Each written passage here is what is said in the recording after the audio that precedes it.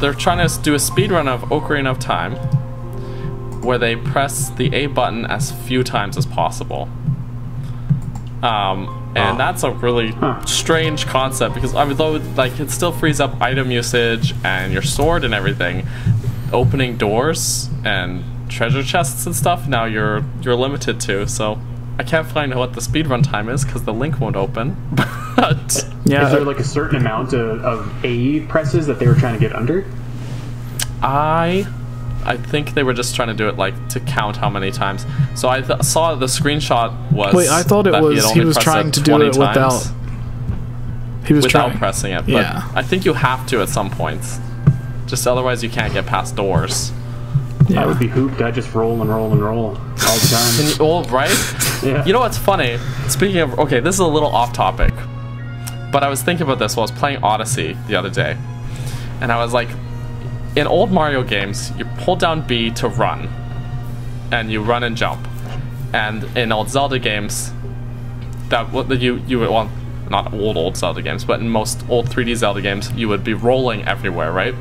And while I've been playing Breath of the Wild and Mario Odyssey, I've been holding down the button for Link to sprint everywhere, and I've been trying to go fast in Mario Odyssey by rolling everywhere. I'm wondering, at what point did these things just switch fully?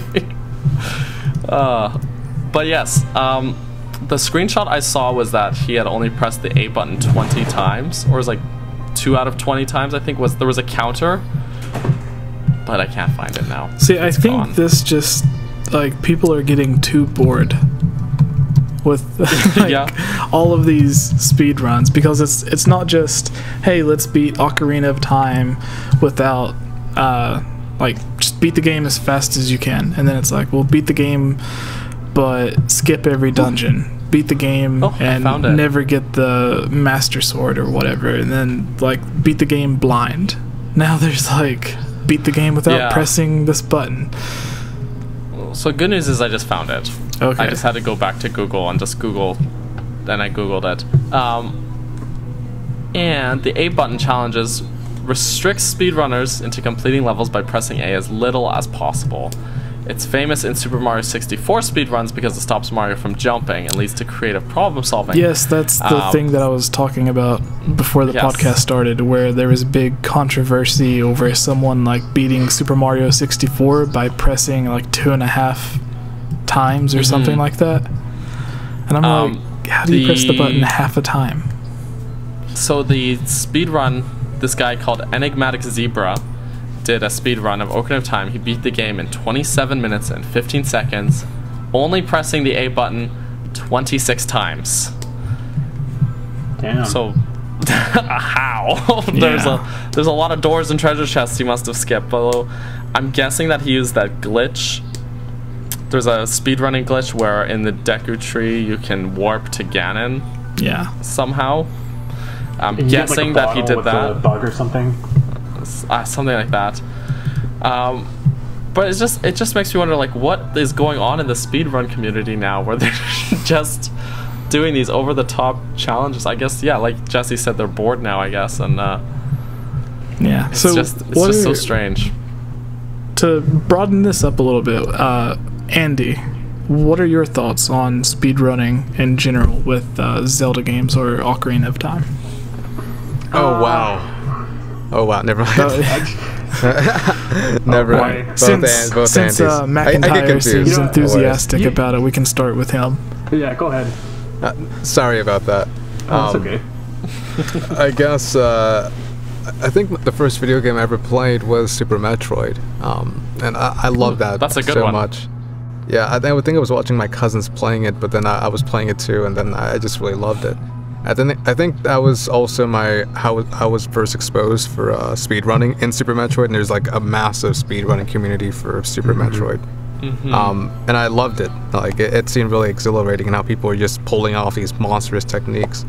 Later on, I think I went into speedrunning. Well, I personally didn't do speedrunning, but I was watching others doing it for Super Mario 64 and Ocarina of Time.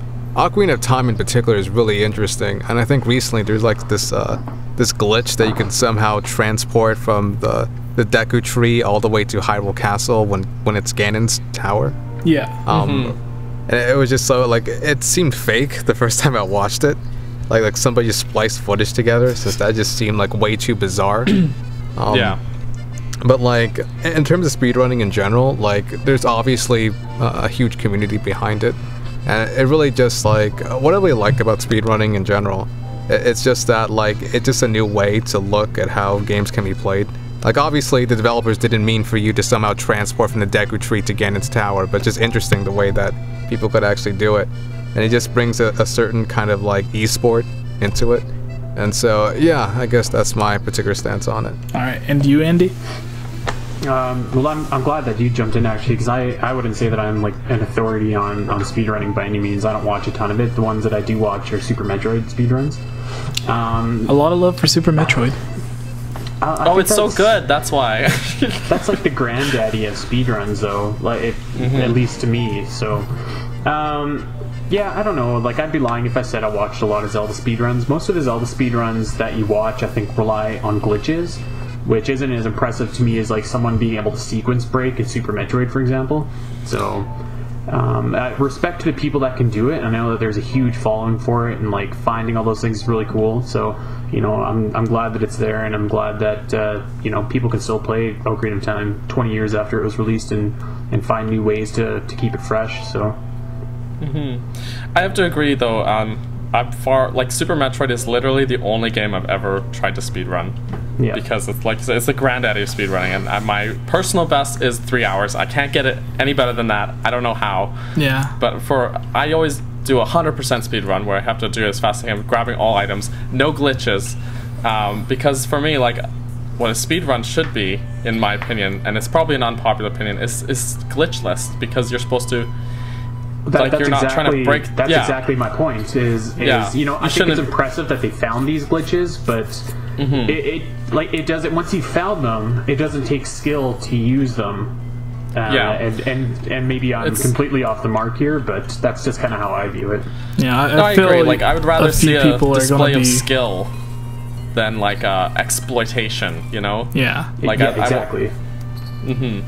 I think a few people are going to be triggered about. They're going to hate us. Unsubscribed. No, I think like for me, I feel about the same way, that it is interesting to see some people find all of these crazy glitches, but for me, a speed run makes more sense if you're actually beating the game and not necessarily exploiting it, or in the case of like going to the Deku Tree and then Ganon's castle, you're skipping from the first dungeon to the very last dungeon. You're not beating the game. To me, you're skipping the game. Exactly. I'd like to see a way that somebody could do the Force Temple really quick or something like that versus just skipping it altogether. Yeah. And the thing is, like, in games like, say, Super Mario Bros. 3, where there's, like, warp whistles, and it's part of the game already, if you're skipping it for a speedrun, that makes sense. But to exploit a glitch in the game to skip ahead just doesn't feel like right to me, almost, you know? Yeah. Not in an official speedrun, but... For the people, so I prefer the glitchless way. For the people listening, if you're into glitches and stuff, we had a really good conversation with a user on Twitch, Yellow Killer B, who was on the second episode of the podcast, I believe, maybe the third. And she does a lot of speedruns on her channel, and she was one of the people on the 2017 Nintendo World Championships. So go check out that if you were into speedrunning, because we talked a lot about speedrunning and like Super Mario Odyssey and stuff like that.